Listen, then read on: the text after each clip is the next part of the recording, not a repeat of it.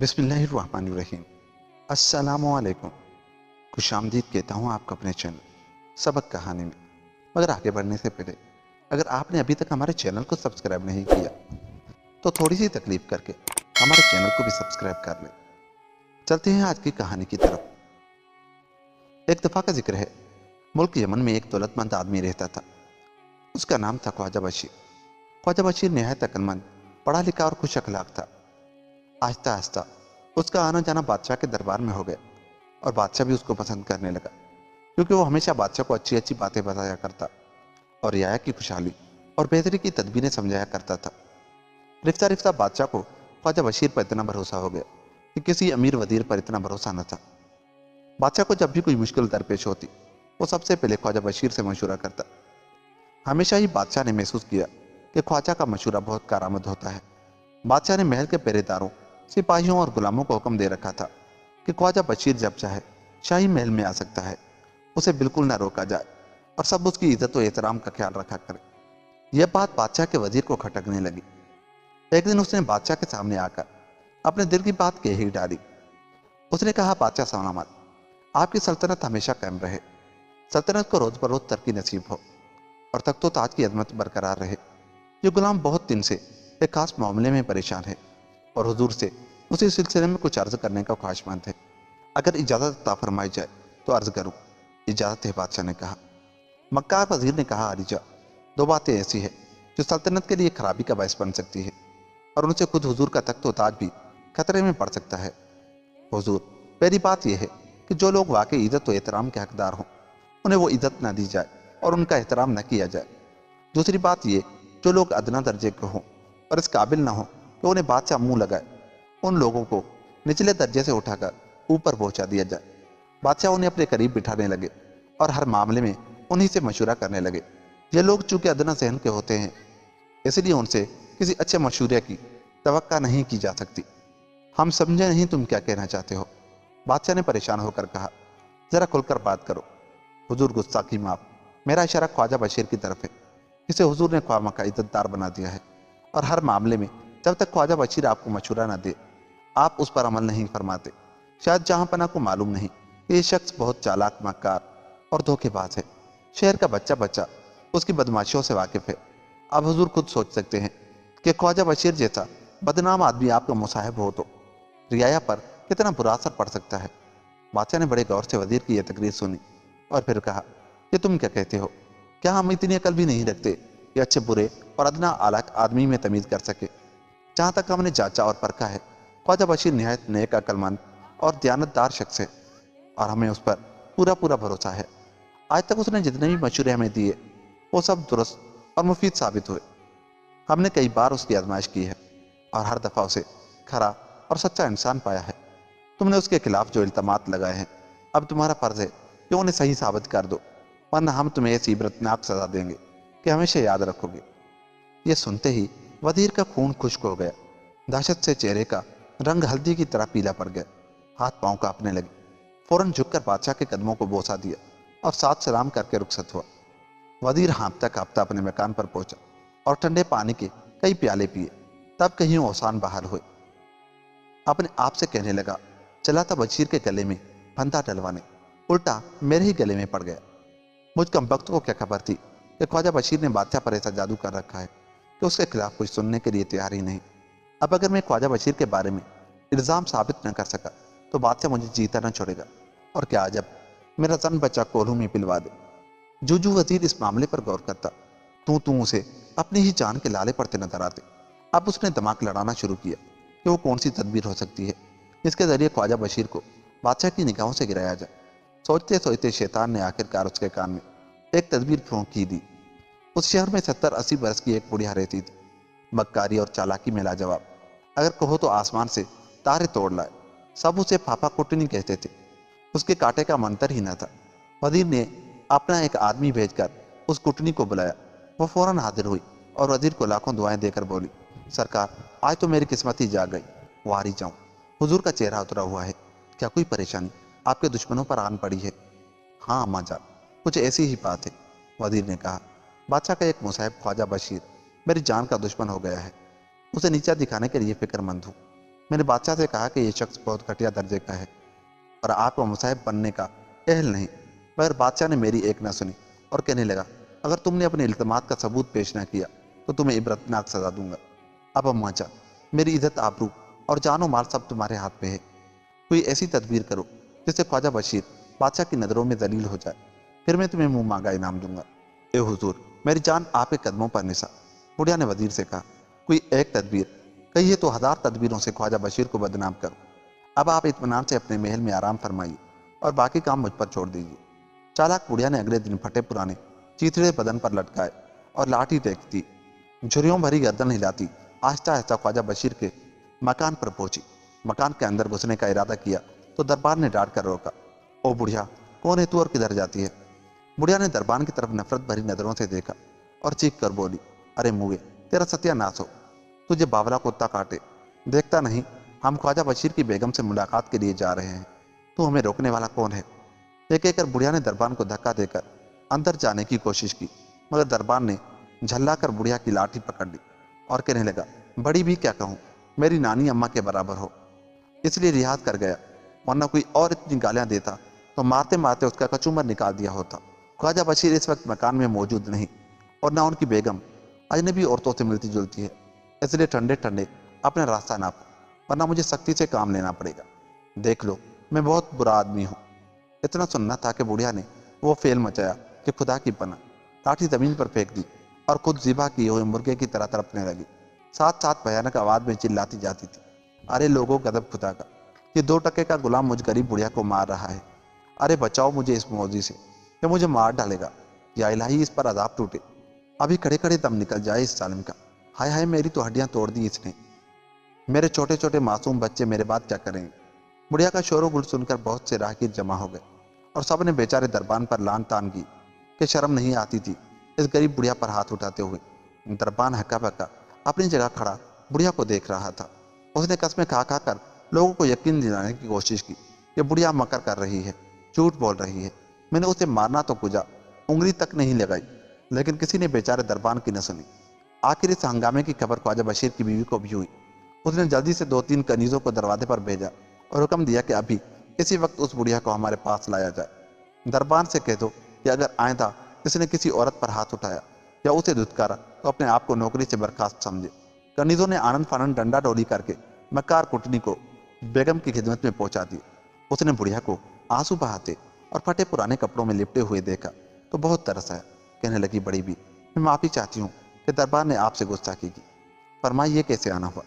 ए बेटी, अल्लाह तुझे सलामत रखे, तेरा सुहाग कायम रहे। मुद्दत से ख्वाजा बशीर का नाम सुनती आ रही हूँ कि बड़ा सखी है। बेटी, मैं एक मुसीबत ज़दा औरत हूँ, छोटे छोटे बच्चों का साथ है और कमाने वाला कोई नहीं।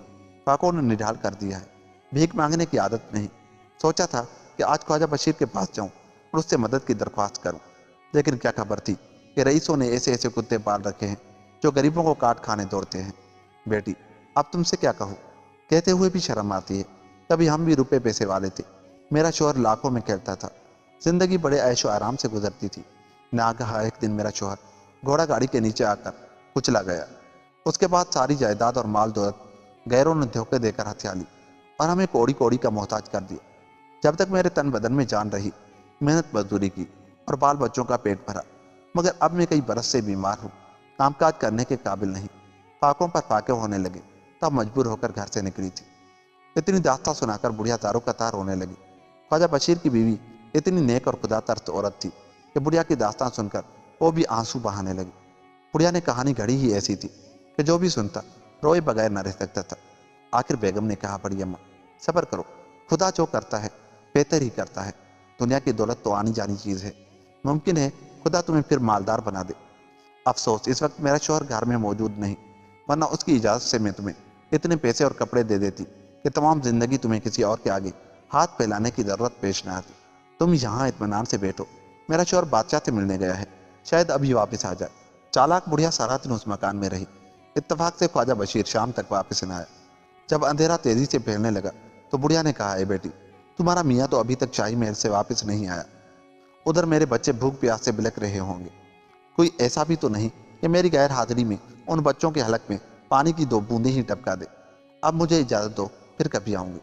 یہ سن کر خواجہ بشیر کی بیوی نے ایک بہت قیمتی چادر جو بادشاہ نے خواجہ بشیر کو تحفے میں دی تھی بڑھیا کو دے دی اور کہا، بڑی اماں، اس وقت تو یہ چادر لے جاؤ، اس کے کناروں پر قیمتی موتی ٹنکے ہیں، اگر تم اسے بازار میں بیچ دو تو 1000-2000 روپے آسانی سے مل جائیں گے، تم کل صبح ضرور آنا، اس وقت میرا شوہر مکان پر ہوگا، پھر میں تمہیں بہت سا روپیہ دلواؤں گا۔ بڑھیا نے وہ قیمتی چادر لپیٹی اور بیگم کو سینکڑوں دعائیں دیتی ہوئی رخصت ہوئی۔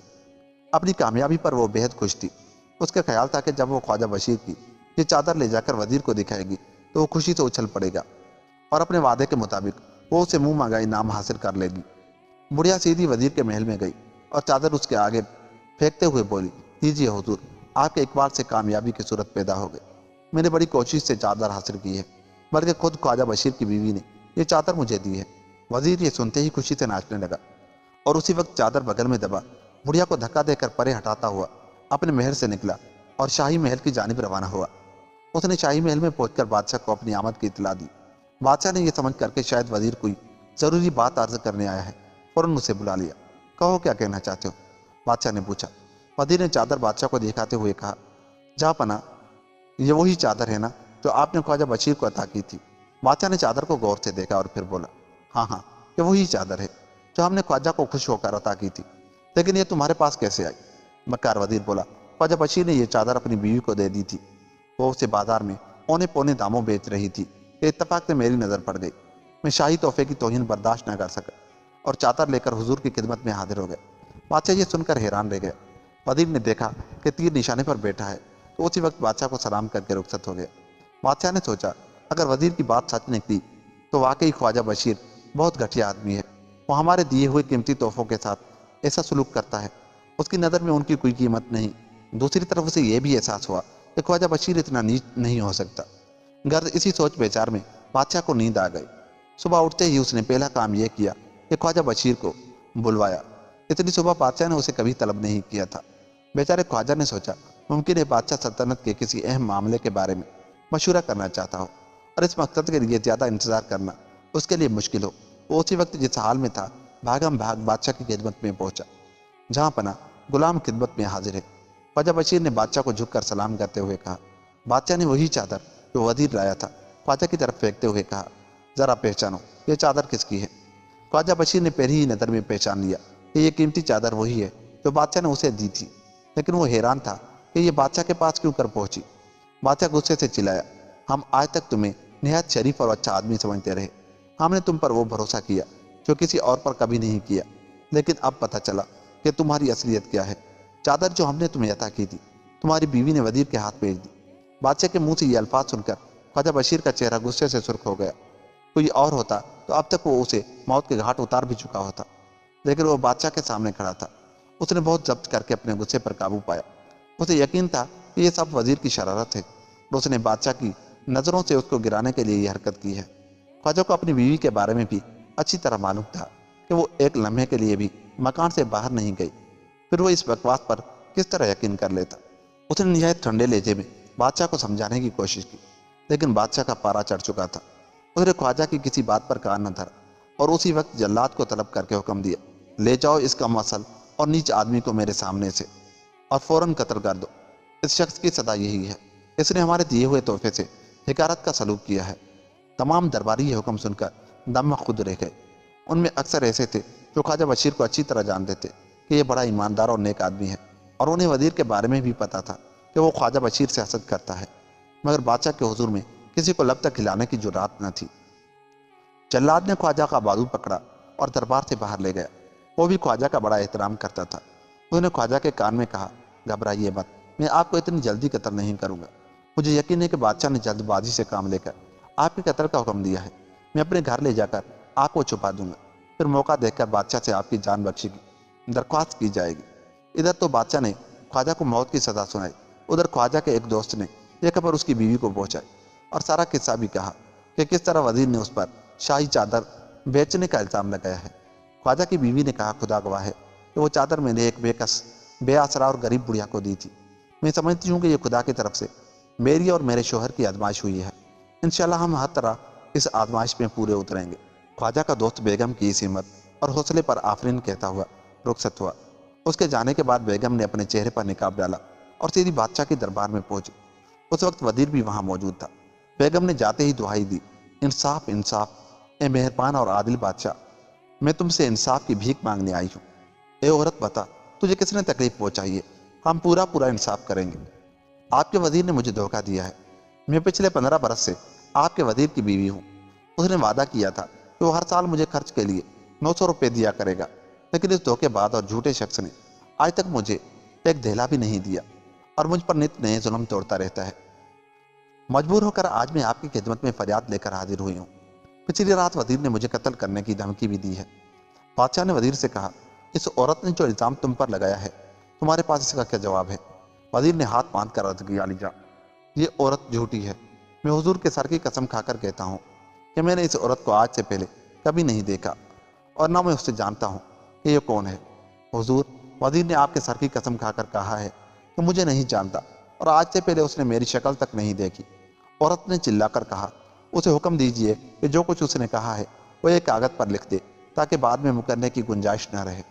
یہ کہہ کر عورت نے اپنا نقاب الٹ دیا اور بولی، اس مکار وزیر سے کہیے کہ میری صورت غور سے دیکھ لے اور لکھ کر انکار کرے کہ میں اس کی بیوی نہیں ہوں اور یہ مجھے نہیں جانتا۔ وزیر نے اسی وقت کاغذ پر عبارت لکھ دی، یہ عورت جھوٹی ہے، یہ میری بیوی ہرگز نہیں ہے اور نہ میں نے آج سے پہلے اس کی صورت کبھی دیکھی ہے۔ میں اسے ہرگز نہیں جانتا کہ یہ کون ہے۔ جب یہ تحریر وزیر نے لکھ دی تو عورت نے بادشاہ سے کہا، جہاں پناہ، جیسا کہ وزیر نے اقرار کیا ہے کہ وہ مجھے نہیں جانتا اور نہ اس نے اب سے پہلے میری صورت کبھی دیکھی ہے، میں عرض کرتی ہوں کہ وزیر کی یہ دونوں باتیں درست ہیں۔ بے شک میں اس بدبخت کی بیوی نہیں۔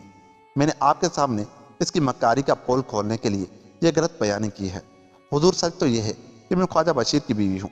اس مکار وزیر سے پوچھئے کہ اس نے مجھ پر کیوں بہتان لگایا کہ میں نے شاہی چادر کا تحفہ اس کے ہاتھ بیچا تھا۔ جہاں پناہ، حقیقت یہ ہے کہ وہ چادر میں نے ایک غریب اور بے آسرا بڑھیا کو دی تھی۔ اس سے کسی طرح وزیر نے حاصل کر لی اور مجھے بدنام کرنے کا موقع تلاش کیا۔ بادشاہ نے قہر بھری نگاہوں سے وزیر کو گھورا۔ وزیر کے بدن میں کاٹو تو لہو نہیں۔ اسی وقت روتا ہوا بادشاہ کے قدموں میں گرا اور اپنے قصور کی معافی طلب کی، لیکن بادشاہ نے ٹھوکر مار کر اس کو پرے ہٹا دیا اور حکم دیا کہ جلاد کو بلایا جائے۔ حبشی جلاد حاضر ہوا۔ اس کے ہاتھ میں ننگی تلوار دیکھ کر وزیر کے رہے سے ہوش بھی اڑ گئے۔ لپک کر خواجہ بشیر کی بیوی کے قدموں میں گرا اور کہنے لگا، اے محترم خاتون، خدا کے واسطے بادشاہ سے سفارش کیجیے کہ میری جان بخشی ہو۔ بیگم نے کہا، تو نے وہ حرکت کی ہے کہ اس کی سزا موت سے بھی بڑھ کر ہے۔ تو نے میرے پیارے شوہر کی ہلاکت کا سامان کیا، لیکن خدا نے اسے بچا لیا اور تجھے ہلاکت کے اس گڈھے میں گرایا جو تو نے اپنی مکاری سے میرے شوہر کے لیے کھودا تھا۔ اب یہ بتا کہ وہ شاہی چادر تیرے پاس کیوں کر پہنچی؟ وزیر نے کٹنی کا حال سنایا۔ اسی وقت پیادے دوڑتے ہوئے گئے اور اس خبیث بڑھیا کی مشقیں باندھ کر لیا۔ بادشاہ نے حکم دیا کہ بڑھیا کو زمین میں آدھا گاڑ کر اس پر خون خوار شکاری کتے چھوڑ دیے جائے اور وزیر کو قتل کر کے اس کی لاش جنگل میں پھینک دی جائے تاکہ جنگل کے جانور اسے نوچ نوچ کر اپنا پیٹ بھریں۔ اس کے بادشاہی جلاد نے خواجہ بشیر کو بادشاہ کے سامنے پیش کیا اور عرض کی کہ حضور، میں جانتا تھا کہ خواجہ بے گناہ ہے، اس لیے میں نے آپ کے حکم کی تعمیل نہیں کی۔ بادشاہ نے خوش ہو کر جلاد کو موتیوں کی ایک قیمتی مالا انعام میں دی اور خواجہ بشیر کو گلے سے لگا لیا۔ چند روز بعد بادشاہ نے وزیر سلطنت کا عہدہ خواجہ بشیر کو دیا اور حاسد وزیر کی تمام جائیداد بھی اسے عطا کر دی۔ دوستو، یوں یہ کہانی ختم ہوئی۔ دوستو، دیکھا آپ نے کہ حسد کا انجام کیا ہوا۔ اس لیے اللہ تعالیٰ سے عزت، دولت اور شہرت مانگا کرے، کیونکہ وہی دینے والا ہے۔ عزت اور ذلت اسی کے ہاتھ میں ہے، اس لیے دوسروں سے حسد بھی نہ کیا کرے۔ ملتے ہیں کسی ایسی ہی کہانی کے ساتھ، مگر جاتے جاتے ہمارے چینل کو سبسکرائب کریں۔ تب تک کے لیے اللہ نے کے بعد